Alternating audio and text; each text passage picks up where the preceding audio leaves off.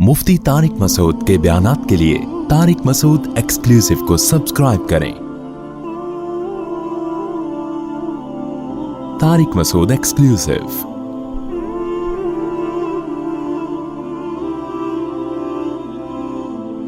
अल्लाह ताला ने एक धमकी दी कि बहुत से लोग इतने सख्त दिल होते हैं कि उनके अमाल से देख के तुम्हें लगेगा गोया उनको पैदा ही जहन्नम में जलने के लिए किया गया है।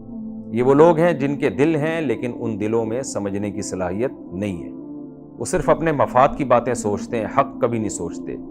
ये वो लोग हैं जिनकी आंखें हैं जो अपने मफाद को देखती हैं, अपने फ़ायदे की चीज़ें, हक का रास्ता नहीं देखती। ये वो लोग हैं जिनके कान हैं जो लज्जत की चीज़ें वो कान सुनते हैं मगर हक की बात सुनने की उनमें सलाहियत नहीं है। तो इसी मजमून को इन आयतों में कंटिन्यू किया गया है। वल्लदीन कज़्ज़बू बि आयातिना, फरमाया जो लोग हमारी आयात का इनकार करेंगे, सनस्तदरिजुहुम मिन हैसु ला यालमून, हम उनको इस तरह से मोहलत देंगे कि उनको पता भी नहीं चलेगा। ये असल में एक इश्काल का जवाब है कि अल्लाह ताला को जब इतनी नफरत है नाफरमानों से कि अल्लाह उनको धमकियां दे रहा है कि गोया इनको मैंने पैदा ही जहन्नम के लिए किया है, ना इनके दिल में समझने की सलाहियत, ना आंखों से देखने की सलाहियत, तो फिर ये इतने फलते फूलते क्यों हैं? तो बड़ी अय्याशियां कर रहे हैं। अल्लाह अगर नाराज है तो अजाब में क्यों नहीं दे देता, इनको मुसीबतों में क्यों नहीं डाल देता? तो अल्लाह बताते हैं जो हमारी आयात के मुनकिर हैं हम उनको ढील देते हैं, जिसकी वजह कुरान में दूसरे मकाम पर आती है। ढील दो वजह से होती है। एक तो ये कि ताकि ये बुराइयों में और मजबूत हो जाएं और अल्लाह का अजाब इन पर और ज्यादा सख्त हो सके, क्योंकि अल्लाह का इन पर गजब इतना है कि अल्लाह ने इनको छोड़ दिया है। और बुराइयां करो ताकि मैं क़यामत के दिन मेरी हुज्जत तुम्हारे ऊपर तमाम हो सके। जब किसी से इंसान को ज्यादा नफरत होती है तो वो कहता है ठीक है भाई करने दो इसको, मैं इसको बड़ी सजा दूंगा। जैसे कि हदीस में आता है, नबी सल्लल्लाहु अलैहि वसल्लम ने फरमाया, इन्नल्लाह इज़ा अहब्ब कौमन इब्तलाहुम, अल्लाह को जब किसी से मोहब्बत होती है ना तो उसके गुनाहों की वजह से दुनिया में उसको सजाएं देना शुरू कर देते हैं। और जब कोई बड़ा मुजरिम होता है तो अल्लाह कहते हैं आखिरत में ही निपटूंगा मैं तुझसे। तो ये भी एक मसलहत है, हिकमत है अल्लाह ताला की। दूसरी वजह जाहिर है कि दुनिया दारुल अमल है, ये दारुल जज़ा नहीं है, तो इसलिए भी अल्लाह मोहलत देते हैं कि मैंने आखिरत का दिन रखा हुआ है जज़ा और सज़ा के लिए। इसलिए कुरान कहता है व उमली लहुम, और मैं इनको मोहलत दूंगा। इन्न कैदी मतीन, मेरी तदबीर बहुत मजबूत है। क्या मतलब? मैं इनसे गाफिल नहीं हूँ नाफरमान लोगों से कि ये बुराइयां कर रहे हैं और मुझे पता ही नहीं है और मैंने वैसे ही इग्नोर किया हुआ है। ना ना, मेरी जो तदबीर है ना जो इनको पकड़ने की, वो बड़ी मजबूत है, वो बड़ी हिकमत पर मबनी। मतीन में सारी चीज़ें दाखिल हैं, मजबूत, मुहकम।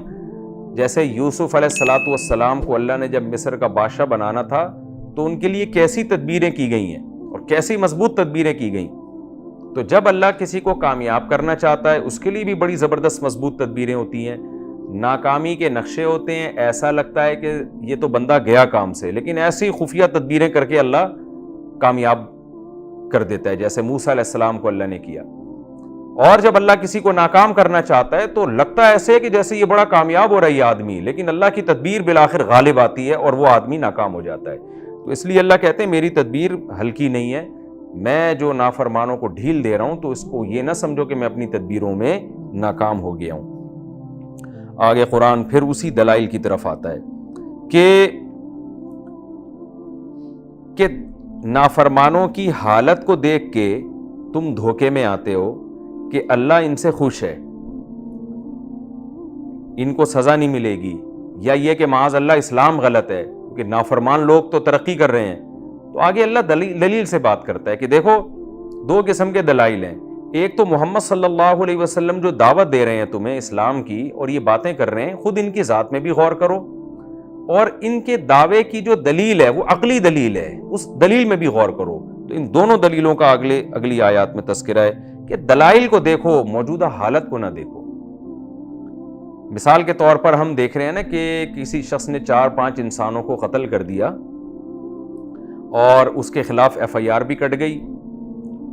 अब लोग कातिल को बता रहे हैं कि भाई तेरा तू तो गिरफ्तार भी होने वाला है और फांसी के फंदे पे भी जाने वाला है और अब तेरा तो हशर नशर होने वाला है। लेकिन वो कातिल क्या कह रहा है, यार मैं तो खा रहा हूँ पी रहा हूँ, मुझे तो कोई नहीं पकड़ रहा। تو ہم اسے کیا دکھائیں گے بھائی؟ دلیل سے بات کریں گے، یار تو اپنی موجودہ حالت کو نہ دیکھ، یہ دیکھ قانون کی کتاب میں کیا لکھا ہوا ہے، یہ FIR کی پرچی ہے، اس کے بعد بھی اگر قاتل نہ ڈرے اس کا مطلب یہ بے وقوف ہے۔ بالکل اللہ یہی بات کر رہے ہیں کہ نافرمان کے پھلنے پھولنے کو مت دیکھو، یہ دیکھو کہ یہ جو دعویٰ ہے کہ نافرمان کو جہنم کی سزا ملے گی، یہ دعویٰ کرنے والے محمد صلی اللہ علیہ وسلم ہیں، ان کی شخصیت میں غور کرو، تمہیں صاف پتہ چلے گا کہ یہ سچے ہیں۔ اور ان کا جو دعویٰ ہے توحید کا، اس دعوے میں غور کرنے کے لیے اس کائنات میں غور کرو، تو کائنات میں غور کر کے بھی تم اس نتیجے پر پہنچو گے جو قرآن بیان کر رہا ہے، اور خود محمد صلی اللہ علیہ وسلم کی شخصیت میں غور کرو گے تو بھی اس نتیجے پر پہنچو گے جو قرآن بیان کر رہا ہے۔ تو ایک طرف ان کی موجودہ حالت ہے خدا کے نافرمانوں اور باغیوں کا پھلنا پھولنا ہے، اور دوسری طرف دلائل کے انبار ہیں، تو ان دلائل کو چھوڑ کر ان کی موجودہ حالت سے متاثر ہونا یہ پرلے درجے کی حماقت اور بے وقوفی ہے۔ اس مضمون کو قرآن بیان کرتے ہوئے کہتا ہے اولم یتفکروا، کیا یہ لوگ غور و فکر نہیں کرتے، ما بصاحبہم من جنہ، ان کے ساتھی یعنی محمد صلی اللہ علیہ وسلم، ان کے ساتھ تو کوئی جنون نہیں ہے۔ کتنی زبردست دلیل قرآن دے رہا ہے کہ دیکھو پوری قوم ایک طرف، اور اکیلے محمد صلی اللہ علیہ وسلم 360 بتوں کی مخالفت کر رہے ہیں، اکیلے محمد صلی اللہ علیہ وسلم جنت جہنم کی باتیں کر رہے ہیں۔ تو یا تو معاذ اللہ یہ نقل کفر نباشت لالچی ہیں، یا یہ دیوانے ہیں، دونوں میں سے ایک بات تو ہوگی۔ تو قرآن نے لالچ کے دعوے کی بھی نفی کی کہ اگر لالچ ہوتی تو یہ تم سے پیسے لے لیتے، حکومت لے لیتے تم سے، یا یہ کہ معاذ اللہ ان کو جنون ہو گیا ہے۔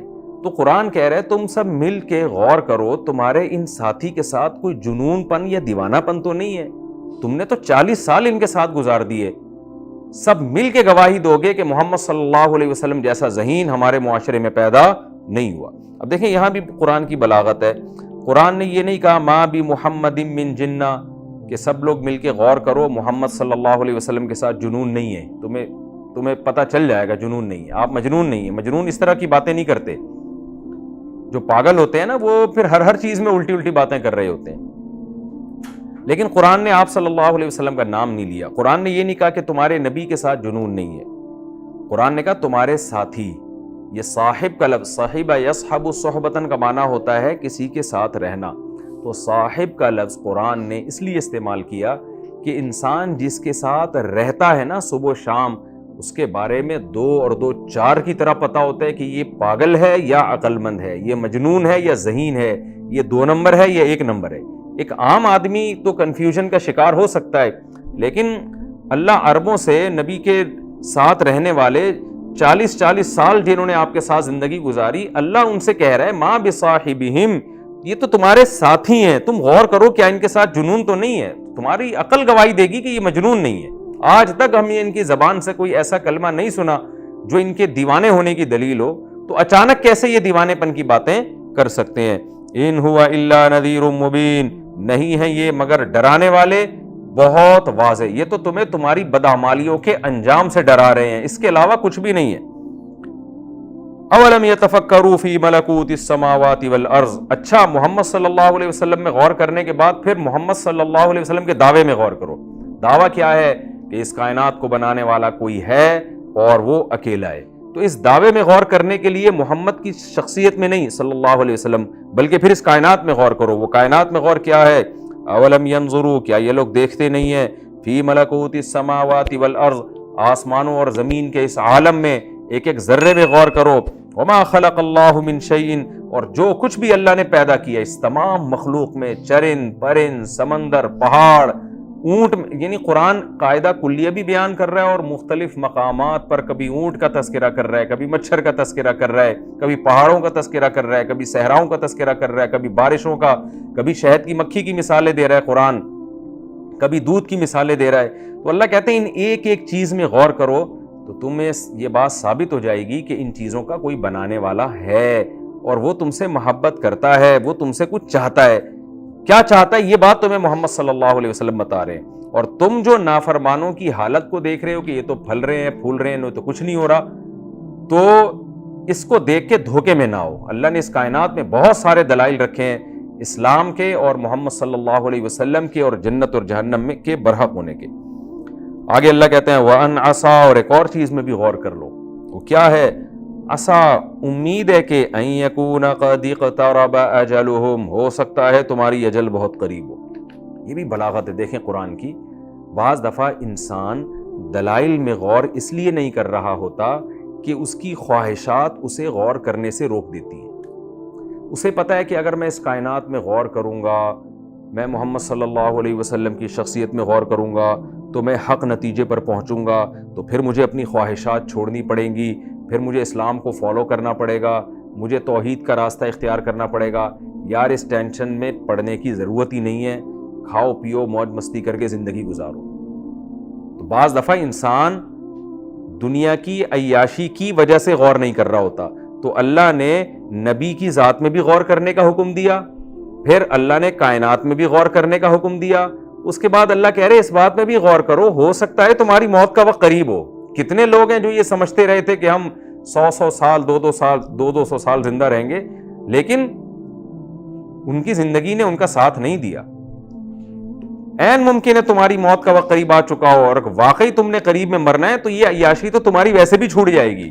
جس دنیا میں آج تم مست ہو، دولت کمانے میں، عیش و عشرت میں اور خواہشات کی غلامی میں، یہ ویسے ہی چھوٹ جائے گی۔ تو تیسرے نمبر پہ اس پہ بھی غور کر لو۔ اس کا نتیجہ کیا نکلے گا جب تم اس پہ غور کرو گے کہ بھائی ہو سکتا ہے میں کل مر جاؤں، ہو سکتا ہے میں پرسوں مر جاؤں، ہو سکتا ہے میں 1 سال میں مر جاؤں، اس کی نتیجے میں تمہیں اس کائنات میں غور کرنے کا ٹائم مل جائے گا۔ تمہیں یہ سوچنے پر مجبور ہو جاؤ گے کہ دنیا مسافر خانہ ہے اور مسافر خانے سے دل نہیں لگایا جاتا۔ تو آگے اللہ فرماتے ہیں فَبِأَيِّ حَدِيثٍ بَعْدَهُ يُؤْمِنُونَ، بتاؤ بعدہ اس بات کے بعد جو میں نے کی ہے، وہ کون سی بات کی ہے؟ نبی کی ذات میں غور کرو، وہ مجنون نہیں ہے۔ نمبر 2 اس کائنات میں غور کرو، پتہ چلے گا اس کا کوئی بنانے والا ہے۔ نمبر 3 اس میں غور کرو کہ یہ دنیا مسافر خانہ ہے۔ اللہ کہتے ہیں ان تینوں باتوں کے بعد، بعدہ کا معنی ان تینوں میں سے ہر ایک میں غور کرنے کے بعد، فَبِأَيِّ حَدِيثٍ اور کون سی بات ہے، یؤمنون جس پر تم ایمان لے کر آؤ گے، یعنی اور تمہیں کیا چاہیے جس کے بعد تمہیں اسلام سمجھ میں آ جائے یا نبی کا دعویٰ سمجھ میں آ جائے۔ یہ بالکل ایسے ہی ہے جیسے ہم کہ کوئی باپ اپنے بیٹے کو سمجھا رہا ہو نا کہ دیکھ وہ پڑھ لکھ کے کہاں نکل گیا، وہ پڑھ لکھ کے کہاں چلا گیا، اور وہ نہیں پڑھتا تھا تو دیکھ اس کا انجام کیا ہوا۔ 20 مثالیں قائم کرنے کے بعد باپ غصے میں آ کے کیا کہتا ہے، بتا اور کون سی دلیل دوں میں تجھے سمجھانے کے لیے، اور کیا میں ثابت کروں؟ آپ نے جج کے سامنے ثابت کر دیا کہ فلاں آدمی نے چوری کی ہے میرے موبائل، جج کہتے ہیں دلیل لے کر آؤ، آپ ایک گواہ لائے، دوسرا گواہ لائے، تیسرا گواہ لائے، پھر آپ نے ویڈیو چلا دی کہ دیکھو یہ چوری کر رہا ہے، جج کی پھر بھی سمجھ میں نہیں آ رہا، تو آپ کیا کہیں گے، جج صاحب اور کون سے دلائل میں آپ کے سامنے پیش کروں؟ یعنی جج کہہ رہے کوئی مضبوط دلیل لے کر آؤ، تو آپ کیا کہیں گے، بھئی اور کتنی مضبوط دلیل پیش کروں میں آپ کے سامنے جس کے بعد جج صاحب آپ میری بات پر یقین کریں گے؟ تو اللہ بھی یہاں یہ کہہ رہا ہے کہ تم نبی سے کہتے ہو کہ اسلام کے برحق ہونے کی دلیل دیں، تو اللہ کہتے ہیں فَبِأَيِّ حَدِيثٍ بَعْدَهُ اتنی باتوں کے بعد اور کون سی بات ہے جس کی وجہ سے تم ایمان لے کر آؤ گے، اور کون سی بات ہے؟ مَن يُضْلِلِ اللَّهُ فَلَا هَادِيَ لَهُ، اللہ کہتے ہیں واقعی اللہ جس کو گمراہ کر دے اس کو کوئی ہدایت نہیں دے سکتا۔ یعنی اتنے دلائل کے اللہ نے انبار لگا دیے نا، پھر بھی لوگوں کو ہدایت اگر نہیں ہو رہی ہے تو یہ وہ لوگ ہیں جن کے دلوں پہ اللہ نے مہر لگا دی ہے۔ اس میں نبی صلی اللہ علیہ وسلم کو اور اہل حق کو تسلی ہے کہ اتنے دلائل کے بعد بھی جو ایمان نہیں لے کر آ رہا تو اصل میں ان سے ایسی بدعمالیاں ہوئی ہیں، اتنا یہ حق کے خلاف چلے ہیں کہ حق کے خلاف چلتے چلتے چلتے چلتے ان میں حق سمجھنے کی صلاحیت ہی ختم ہو گئی ہے۔ اس کو قرآن اپنے انداز میں، اپنے الفاظ میں کیا تعبیر کرتا ہے کہ جس کو خدا نے گمراہ کر دیا۔ یہ قرآن کی ایک اصطلاح ہے، ورنہ اللہ زبردستی کسی کو گمراہ نہیں کرتا، خوب سمجھ لیں۔